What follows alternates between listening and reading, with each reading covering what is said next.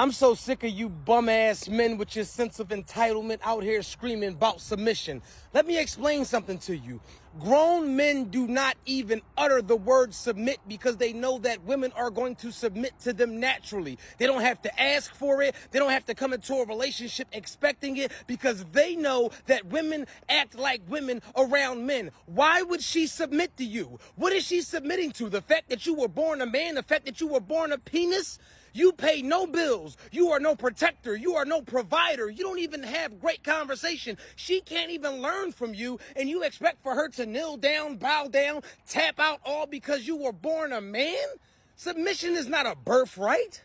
Submission is something that is earned. Submission is a privilege for somebody to say, you know what? I trust you enough to lead. I trust you enough to know that you are not going to crash this family out and make us die and burn. Submit to you, you bitch. Talking about you wish somebody submit and I'll be a better man if you submit. Grown men don't ask women to submit. Fucking bitch. I mean, I could be wrong, but it seems like all the guys that be all over the internet body shaming women, they all have the same aesthetic. They always look the same. I feel like it's always these undesired men with the most to say. I've never seen one handsome guy on the internet talking. And yes, I could say handsome guy. I could call another guy handsome because I'm comfortable like that. I've never seen another handsome guy on the internet wasting his time, going out of his way to body shame a woman. Ever. So for all you aesthetically challenged, miserable bastards, go run your head into a brick wall. Disrespectfully, of course. Sensational. The problem with a lot of weak men is they want their woman to remain weak and dumb. You understand me? Because they afraid that if I teach her what I know, she may surpass me. She may feel like she don't need me. But see, a man that is constantly growing is not afraid of teaching his woman everything that he knows. Because he's going to constantly learn and learn more. Right. And then at some point in time, if not when she comes into the relationship, then she's going to be teaching you things. She's going to be adding things. Yo, babe, you said you wanted to do this. Boom. Got the paperwork done. Called up so-and-so. Now y'all building. Yeah. Nowadays, people want to have separation of dreams. No, you got to bring it together under one team. Have you ever wondered why it is that some dudes are always looking for a slightest opportunity to humble women? In most of these situations where we see men trying to humble women, usually it's just a projection of their own insecurities. And it has nothing to do with the woman, but everything to do with the man attempting to do the humbling. One of the main reasons is that they want to have control and power over that woman. And this just goes to show how insecure they are, because when a weak man like this sees a confident, strong woman, it brings out his own insecurities and triggers him. They know she's not easily controlled and easily manipulated, so they try to have leverage over her by humbling her and asserting their superiority, all to avoid feeling weak and insecure. Their insecurities are so obvious that when they see someone else happy and confident, it triggers their insecurities. So now they need to bring this person down to their level because they can't stand the fact of someone being more confident and happier than them. And here are a few phrases that men will typically tell women to try and humble them. You're not that special. How many times have we all heard that one? He knows that she's special, and that's exactly why he's telling her, because the fact that she is special, she has something different, something that he wants, but he can't have it. So again, he tries to bring her down and humble her. I like natural beauty is another one. Now, there's nothing wrong with a man desiring natural beauty, but it all boils down to your tone, your delivery, your words, and ultimately your message and how you choose to convey it. Let me put myself as an example just to elaborate on my point. If I'm having a conversation with a woman that's wearing makeup and literally out of nowhere, out of left field, I just start telling her that I like women with natural beauty, I don't like makeup. Out of nowhere, no one asked me, and that wasn't even part of the conversation. And if I even go as far as telling her, you probably go from an 8 to a 3 without the makeup, you probably don't look as pretty without the makeup, etc., that is where the difference lies. That is clearly a condescending message with a condescending tone. Compare that to if we were sitting at a table with a group of friends and beauty standards start to arise and we start talking about beauty standards and someone asks me, yo, how do you like women? Do you like them to be fit with makeup or no makeup? What's your take on that? And if I responded with, personally, I prefer them to be naturally beautiful. If they want to add makeup, that's fine. But I prefer a woman with natural beauty. Big difference. Big difference. And that is how some dudes will try to humble women. Oh, you're not an 8 without that makeup. Well, bro, shut up. She ain't wearing that makeup for you anyway. I've never been one to believe that it's in my position to humble someone. I can care less. I don't care if you're humble or not. If you're not humble, I'll probably just stay away from you. life will humble you eventually if you really need it. That is not in my position. When you say, yeah. if you had the preference, Yes. you would like full control over your wife. Yeah. What do you mean when you say that statement? Well, I think that full control really was just basically I was embodying the simple fact that I know exactly what she can do or what she would do in every single situation. In a sense where there's no need for me to ever have to wonder what she is doing, what she would do, and what she's capable of. Does that make sense? No. Yeah, I mean, No, I understand the words you're saying. You're essentially saying you don't want your girl to have free will. I didn't say I don't want. I said if I had the You prefer for her not to have it. Yeah, but by prefer doesn't mean I'm seeking. Yes, the fuck it does, Rico. That's literally what the fuck that means. Only weak men have to control women. Strong men influence women. And I'm gonna tell you the difference. Influence comes from respect, admiration, even reverence. A deep level of, you know what, this is my man. So anything he says, or anything he thinks, I know he has my best interests at heart. I trust him. I believe in him. Not because he pays the bills. Y'all be thinking manhood and masculinity comes from money. Weak foundation right there. Y'all see these dudes try to control a woman with money, and it doesn't work. I don't have to control a woman. I'll see that she wants to do what she wants to do, and you know what I'll say? Perfect. You won't do that here.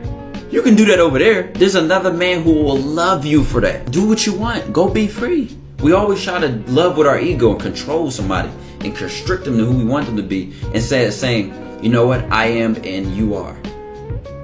So let's be. Because a man who is controlling, who is manipulative, who is abusive, if you have other men in your life, there's this unspoken rule that men know when it comes to there being a physical threat of violence. So there's this natural fear and respect that men have toward each other, especially when it comes to dealing with women that they love.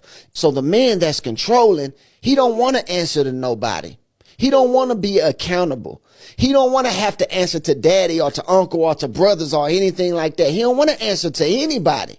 Okay? So it's very important for that type of man to get with somebody who don't have nobody, because then he doesn't have to be held accountable.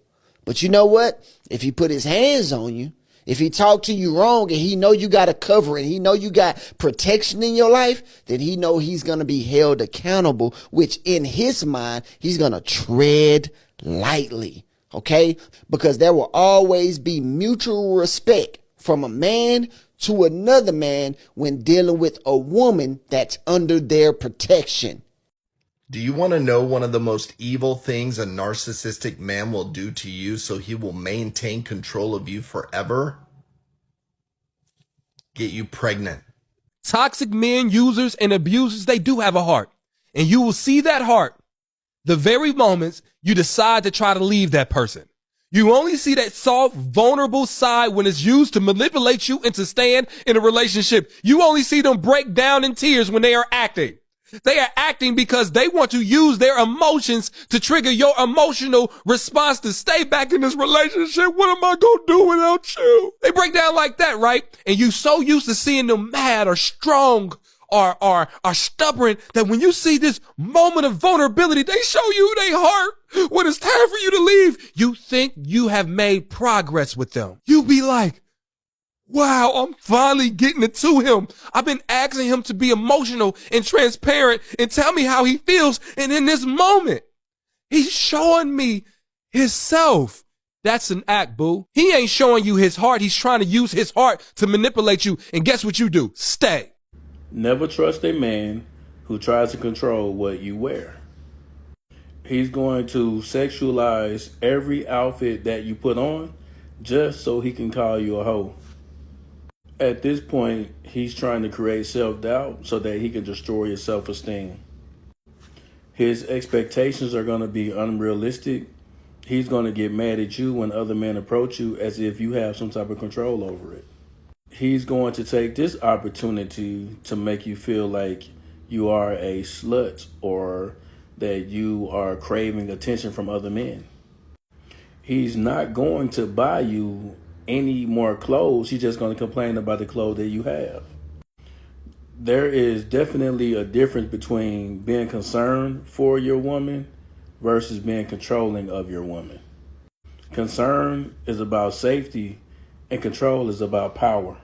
It's really emotional abuse. The message becomes abundantly clear towards the end, don't it? It was never about valuing your commitment, your love, your understanding, your empathy. The narcissist's ultimate goal was to dominate and control your life. And when I say control, I'm referring to making you see you the way that they did. And they showed you exactly how they felt about you and how manipulative, how many lies, how many seeds of doubt they created in your character. You've always known yourself to be a caring person, haven't you? One who to a fault puts everyone else's cares and wants before your own. And guess what? They knew that shit too within days of meeting you. And the goal was to intrude on all of that empathy and turn it into sympathy for them and convincing you that they were all you needed. Then later, stripping you of the very things they knew that you loved. You know, like emotional and physical intimacy, words of affirmation, validation, the attention. The more things became clear to your eye, blurrier they got in your heart. Because really, monsters like this really fucking exist in the world? Wait, what? The reason I spread myself amongst so many women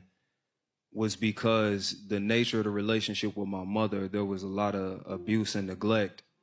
And so in order to get that acceptance from women, I knew I could perform in the bedroom. I needed the acceptance I didn't get from my mom, and so I sourced it from women.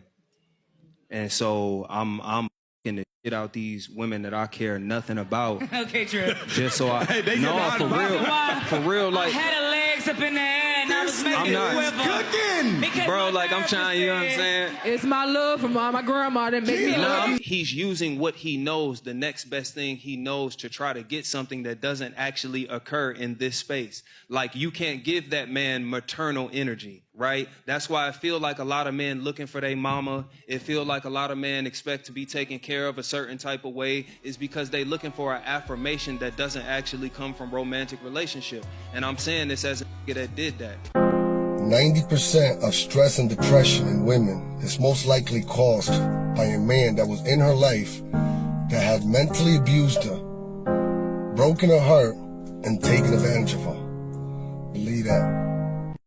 The problem is, you used her. You messed with her mental health. You drove her crazy to the point where she would not stop crying every day. And then you had the nerve to leave. But you know what's the crazy part? The craziest part? You found out she became better. You found out she went to the gym and looked sexier. You found out she owned her own business and she's running the show. You found out she's making money and taking care of herself. She started buying her own property. She bought cars. She can afford anything she wants.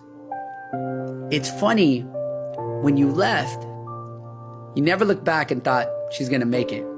You thought she was gonna fail.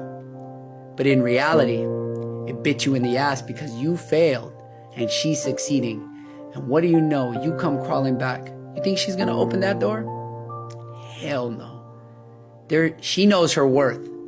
And you're not one of them. You can't afford her, bro. And I'm telling you right now, some of these women, they become CEOs at the moment you leave them. And I respect them. And I would never take you back after you left me when I had nothing, hanging dry.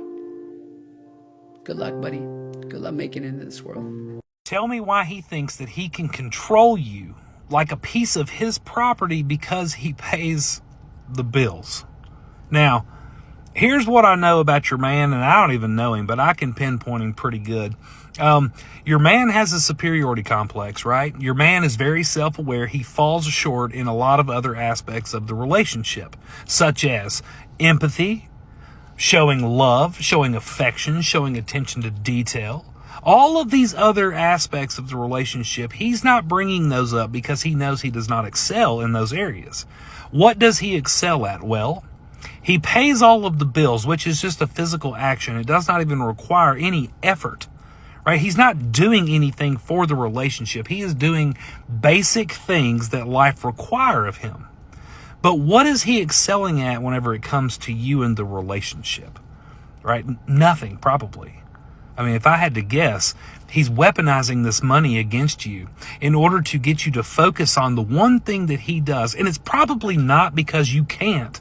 it's probably because he took control and took charge so he could use it against you whenever you bring up other things in the relationship that he falls short on. Babe, why don't you show enough affection? Why don't you love me like this? And, well, I mean, I pay all the bills. He falls short in so many other areas. And for whatever reason in his mind, this legitimizes whatever it is that he thinks he's contributing to the relationship. Weak men focus on women. Women focus on strong men. They can sense when a man is on his grind, locked in, making moves. That's the type they get drawn to. See, a strong man ain't worried about who's checking for him. He's locked in on his goals, his grind. His mind is on the bag, on building something real. And once you're in that zone, the focus will come to you. You won't have to chase it. Women, men, whoever, they all start looking at you different. That's how the game works. So you want to win? Focus on yourself till the focus is on you. Stop chasing anything that don't add value. Build yourself up first. Make yourself the priority. Handle your business, get your money right, and level up. That's when the real attention starts coming. When you're on top, people can't help but look up to you. And that's the point. Become the type of man everybody's watching instead of watching everybody else. Never, ever remain with a man who does not allow you to contact whomever you want. It is a very unpleasant thing. He controls you, and once he controls you, your life isn't your own anymore. And that's what controlling people do, is isolate you. So the minute they start chopping off people out of your life, that is red flag number